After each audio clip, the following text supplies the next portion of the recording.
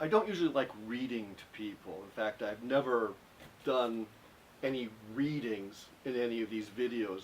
But what I'm going to do today is best done read. And it's called the Life-Saving Station. It's a modern parable by the Reverend T.C. Waddell, Warden, College of Preachers, Washington Cathedral, Washington, D.C. And it's a parable about the church. So as you listen to this, reflect upon the church. On a dangerous sea coast where shipwrecks often occur, there was once a crude little life-saving station. The building was just a hut, and there was only one boat, but the few devoted members kept a constant watch over the sea. And with no thought for themselves, they went out day or night, tirelessly searching for the lost.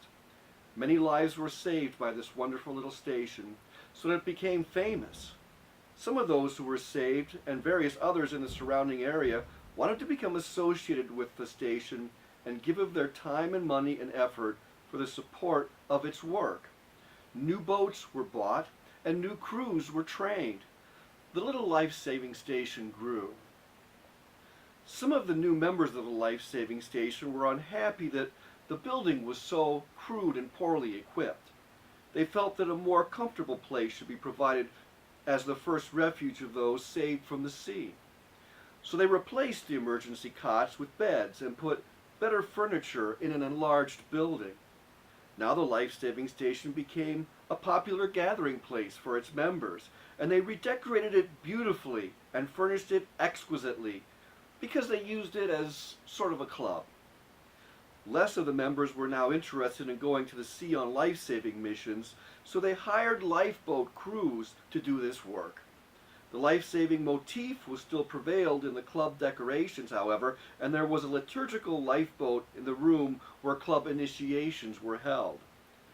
About this time, a larger ship was wrecked off the coast, and the hired crews brought in boatloads of cold, wet, half-drowned people.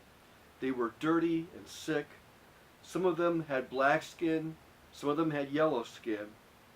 The beautiful new club was considerably messed up, so the property committee immediately had a shower house built outside the club where victims of a shipwreck could be cleaned up before coming inside.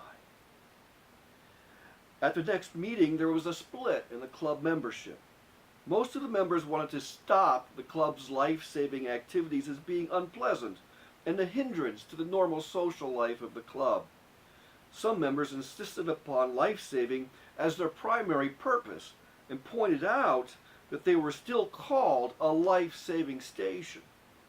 But they were finally voted down and told if they wanted to save the lives of all the various kinds of people who were shipwrecked in those waters, they could begin their own life-saving station down the coast. They did. As the years went by, the new station experienced the same changes that had occurred in the old. It evolved into a club, and yet another life-saving station was founded. History continued to repeat itself. And if you visit that seacoast today, you'll find a number of exclusive clubs along that shore. Shipwrecks are still frequent in those waters, but most of the people drown.